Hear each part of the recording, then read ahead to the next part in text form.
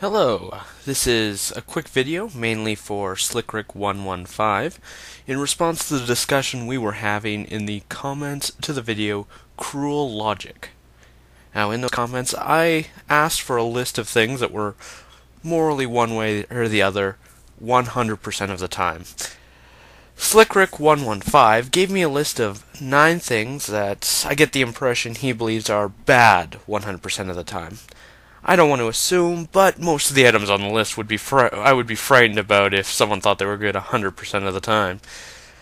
Now, the list he gave me was lying, rape, murder, stealing, coveting, blasphemy, dishonoring your parents, idolatry, and not putting God first. Now, in the comments, SlickRick asked me to make my case for why I think that these are not moral absolutes, without changing the subject to whether the Bible is right or not. Now, I will do my best to honor this request, however, I need to make sure that it's noted that any time I disagree with the biblical position, I'm implicitly saying that the Bible is wrong. So it may be difficult, especially with some of the later items which have a morality based almost solely on whether the Bible is right or wrong. Get on with it! Alright, now that the preliminary info is taken care of, for anyone who doesn't know the backstory, on to the arguments. First on the list is lying. Now, I'm honestly surprised this one was included, but here goes. Lying, as I take it to mean, is to tell someone something which you know is not true at the time that you tell them. So if I tell you that I have $20 in my pocket and I don't, if I knew that I didn't have the money, I lied. But if I actually thought that I had the money and just found out that I didn't, then I was only mistaken. Now, it has been shown that the placebo effect can help patients to recover without the aid of medicines. This has been done by telling the patient that they are receiving a drug when in actuality you are giving them something like a sugar pill that has no medicinal effects. The placebo effect can be so powerful that that's how we test new drugs, using placebos to see if any healing is because of the new drug or from patients thinking that they are going to get better. Now, using placebos is a lie.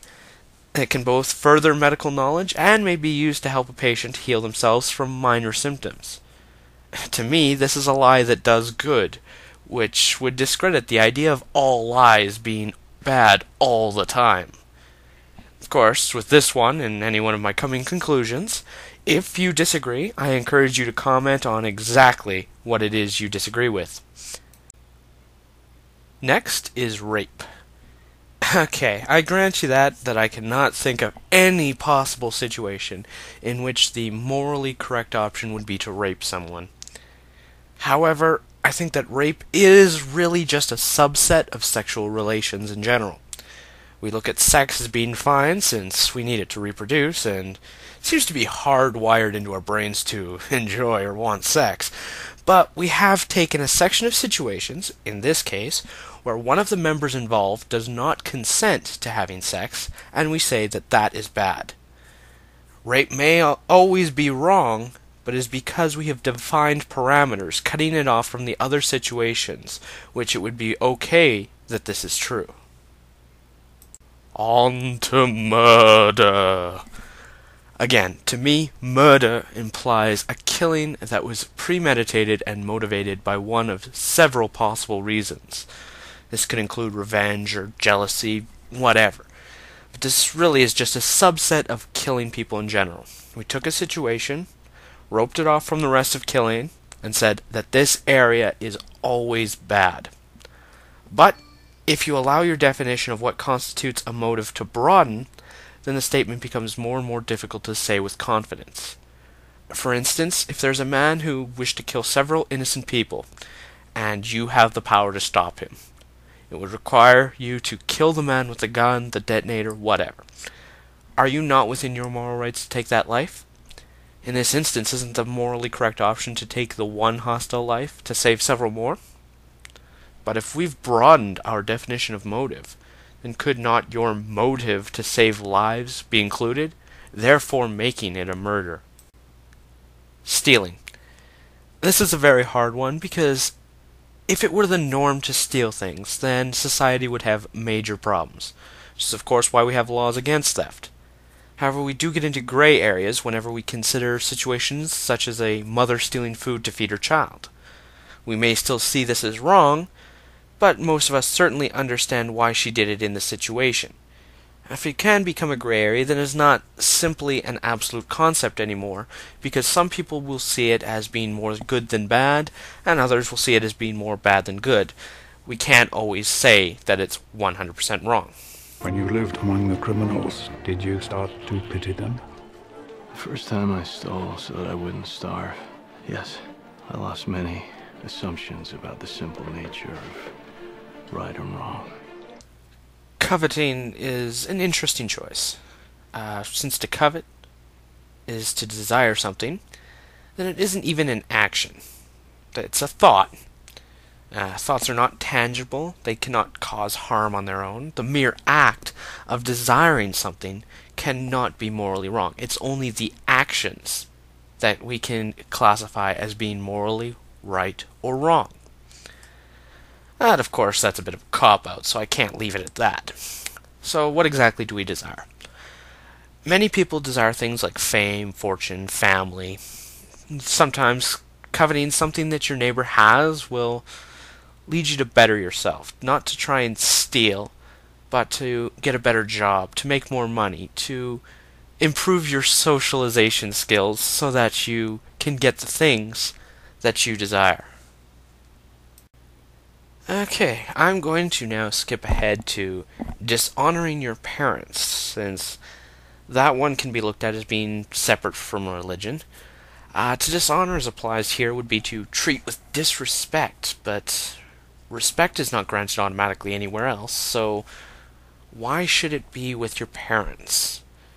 It needs to be earned through actions, and in some circumstances it's not objectable to treat a parent with disrespect. If a child has been abused by their parents, none of us would expect that child to respect their parents. Disrespect can be acceptable under the right circumstances.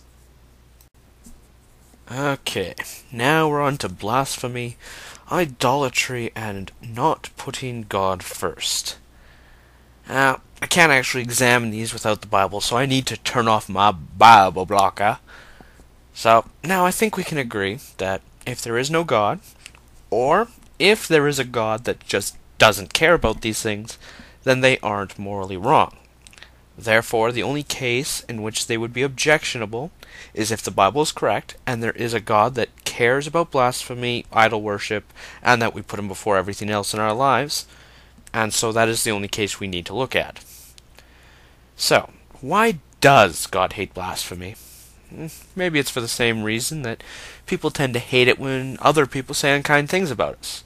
We want to be loved and accepted by others, and when they say unkind things, it tends to bruise our egos and makes us unhappy. Now, this is a bad thing if the words are untrue, and that's what we call slander. But if the things being said are true, then it is very important that they be allowed to be said. Now, as for idolatry and putting God first, worshipping idols or having excessive devotion to anything is generally bad because it prevents us from filling our lives to the fullest. But I wouldn't say that it's morally wrong to have faith in something that isn't real. But from the Bible we do know that God is jealous and vengeful. He tells us that himself. So, like a child that wants all the attention, God doesn't want us paying attention to other gods. But jealousy is a form of envy or coveting. So, if coveting was absolutely immoral, although I think I've shown that it isn't, then why is God exempt? And if God is exempt, then that is an exception which nullifies the claim of absolute morality for coveting. But now I realize that if you are a believer, there really is almost no chance that I'll convince you that these last three are not immoral. But if you accept the situations I presented you, then you have to accept that they are not immoral in all situations, and therefore they're not examples of absolute morality. Really, though, blasphemy, idolatry, and putting God first, that If you have accepted a god, then you will accept that without question. And since they're untestable, I can never present you examples with why they are wrong.